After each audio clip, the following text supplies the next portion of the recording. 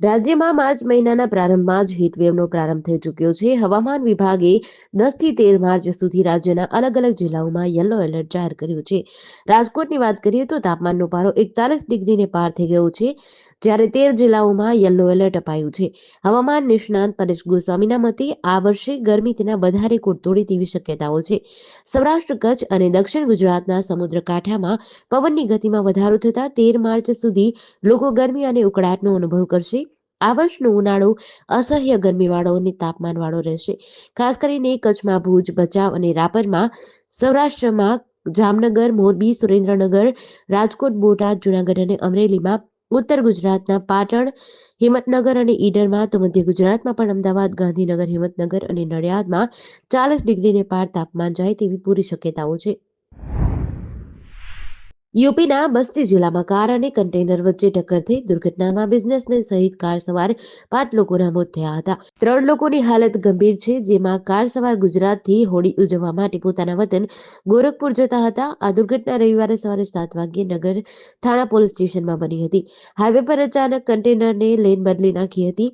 Divider ન હોવાના કારણે સામેથી આવી રહેલ કાર સાથે ટકરાઈ હતી અને આ ટક્કર એટલી જોરદાર હતી કે કાર સવાર 8માંથી 5 લોકો ઘટના સ્થળે જ મૃત્યુ પામ્યા હતા. એસયુવી ગાડી હેક્ઝાનો આગળનો ભાગ ખરાબ રીતે તૂટી ગયો હતો. મૃતદેહો સીટથી સાથે ચોંટી ગયા હતા. અથડામણ પછી ચીસો અને બૂમો પડી રહી હતી. આસપાસના લોકો ત્યાં આવી ગયા, ઘાયલોને બહાર કાઢવાની કોશિશ કરી, પરંતુ ગાડી સાથે તેઓ ચોંટી ગયા હતા કે તેમને બહાર કાઢી શકાયા નહીં. ઘટના સ્થળે પહોંચેલી પોલીસે સળિયાથી ગાડી તોડીને કોઈ પ્રકારે ઘાયલ અને મૃતદેહોને બહાર કાઢ્યા. ઘાયલોને નજીકની હોસ્પિટલે દાખલ કર્યા હતા.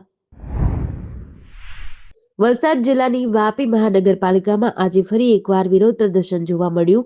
વાંસદા ધારાસભ્ય અને આદિવાસી અગ્રણી અનંત પટેલની આગેવાનીમાં કોંગ્રેસના કાર્યકર્તાઓ અને 11 ગામના રહીશોએ મનપા કચેરી સામે ધરણા યોજ્યા હતા. મનપામાં નવા સમાવિષ્ટ કરાયેલા 11 ગામોના લોકોનો મુખ્ય વાંધો વધારાના વેરા અને અન્ય મુશ્કેલીઓને લઈને છે. આ મુદ્દે અગાઉ 3 વખત વિરોધ થઈ ચૂક્યો છે. આજે ચોથી વખત યોજાયેલા આંદોલનમાં અનંત પટેલ અને સ્થાનિકોએ ચેતવણી આપી છે કે જો મનપા દ્વારા ગ્રામજનો સાથે વાટાઘાટો નહીં કરવામાં આવે તો આગામી સમયમાં ઉગ્ર આંદોલન કરવામાં આવશે.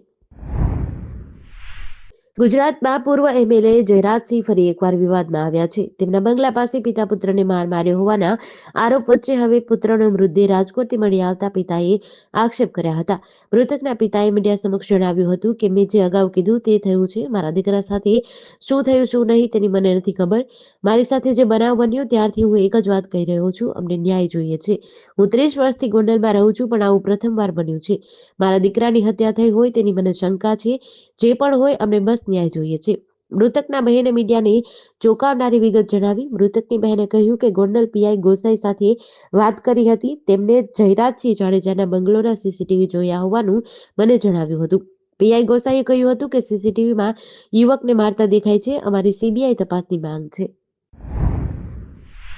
એસજી હાઈવે પર ગોતા બ્રિજ નજીક આવેલા અમદાવાદ મ્યુનિસિપલ કોર્પોરેશનની માલિકીના વિશાળ પ્લોટમાં ગેરકાયદેસર રીતે લોખંડની એંગલો ઊભી અને સ્ટોલ બનાવવાની અને તેને ભાડે આપવાની જાહેરાત કરવામાં આવી છે. ભાજપના યુવા હોદ્દેદારોએ ભાગીદારીમાં એક કાર્યકરના નામે ગૃહ ઉદ્યોગના હેતુ માટે પ્લોટ મેળવી ગેરકાયદેસર રીતે લોખંડની એંગલો ઊભી કરી અને સ્ટોલ બનાવવાની અને તેને ભાડે આપવાની જાહેરાત કરી છે.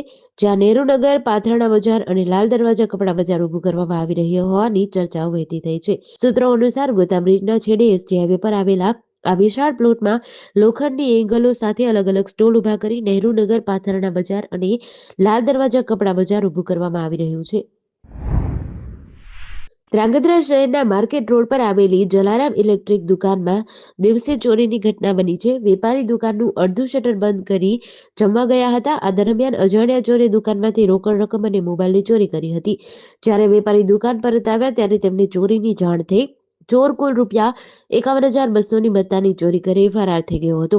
વેપારીએ તરત જ ધ્રાંગધ્રા સિટી પોલીસ સ્ટેશનમાં એફઆઈઆર નોંધાવી હતી. પોલીસે ચોરને પકડવા માટે અલગ અલગ ટીમો બનાવી છે. વડોદરા જિલ્લાના પાદરા તાલુકાના અભોર ગામમાં ગતરોજ ઘરઆંગણે બેઠેલી મહિલાને બેકાબુ બનેલા ટેમ્પોએ અડફેટે લીધા બાદ ધડાકાભેર ઘરમાં ઘૂસી ગયો હતો, જેમાં મહિલાનું કમકમાટી ભર્યું મોત નીપજ્યું હતું. ઘરનો દરવાજો અને દિવાલ ધરાશય થઈ ગઈ હતી. સદભાગ્યે ઘરમાં હાજર પતિ અને દીકરાનો બચાવ થયો હતો. યમદૂત બનેલા ટેમ્પોમાં યુવાનો ભેસાસુર મહારાજની માનતા પૂરી કરવા જતા હતા. ગામમાં હાહાકાર મચાવી મુકાવનાર આ બનાવ અંગે વડુ પોલીસે કાર્યવાહી હાથ ધરી છે. પ્રાપ્ત વિગત અનુસાર અભોર ગામમાં ભેસાસુર મહારાજના મંદિર પાસે ભીમાભાઈ મહેજીભાઈ વાઘરી, તેમની પત્ની સવિતાબેન અને બે દીકરી રેખા, લીલા અને પુત્ર ખોડો રહે છે. પરિવાર મજૂરી કરી ગુજરાન ચલાવે છે. બીજી બાજુ ફળિયાના લોકોએ ટેમ્પોને દૂર કરીને મોતને ભેટેલા સવિતાબેનને બહાર કાઢ્યા હતા. બનાસકાંઠા એસઓજી પોલીસે બાતમીના આધારે મોટી કાર્યવાહી કરી છે. ખેમાણા ટોલટેક્સ પાસેથી એક ખાનગી લક્ઝરી બસમાંથી મોટા પ્રમાણમાં નશીલા પદાર્થો ઝડપ્યા છે. પોલીસે બસમાંથી 29 કિલો 658 ગ્રામ ગાંજો અને 4 કિલો 401 ગ્રામ અફીણનો રસ જપ્ત કર્યો છે. આ માદક પદાર્થોની કુલ કિંમત ₹7,57,480 થાય છે. પોલીસે આ મામલે રાજસ્થાનના 3 શખ્સોની અટકાયત કરી છે. પકડાયેલ આરોપીઓમાં રામનિવાસ કિયારામજી બિશ્નોઈ, શંભુસિંહ ચેલસિંહ રાજપૂત અને રૂપકિશોર ચેનારામ બેરડનો સમાવેશ થાય છે. આ ઉપરાંત મહિરામ બિશ્નોઈ અને મોહનસિંહ સિરોહી પણ આ કેસમાં સંડોવાયેલા છે.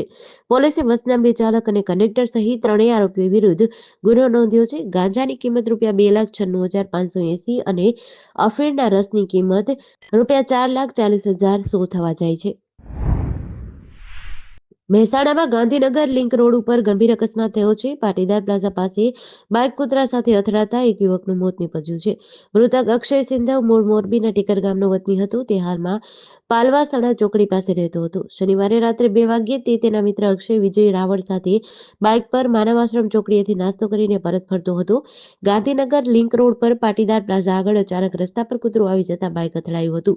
બાઇક સ્લીપ થતા બંને મિત્રો રોડ પર પટકાયા હતા. ગંભીર ઇજાઓ સાથે બંનેને હોસ્પિટલે ખસેડાયા હતા.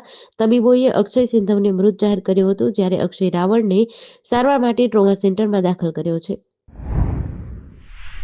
છોટાઉદેપુર શહેરમાં મોડી રાત્રે ગંભીર અકસ્માત થયો હતો. સ્ટેટ બેંક ઓફ ઇન્ડિયાની શાખા નજીક એક અજાણ્યા વાહન ચાલકે પોતાનું વાહન બેકાબુ બનાવતા ડિવાઈડર પર લગાવેલી લોખંડની રેલિંગ તોડી નાખી છે.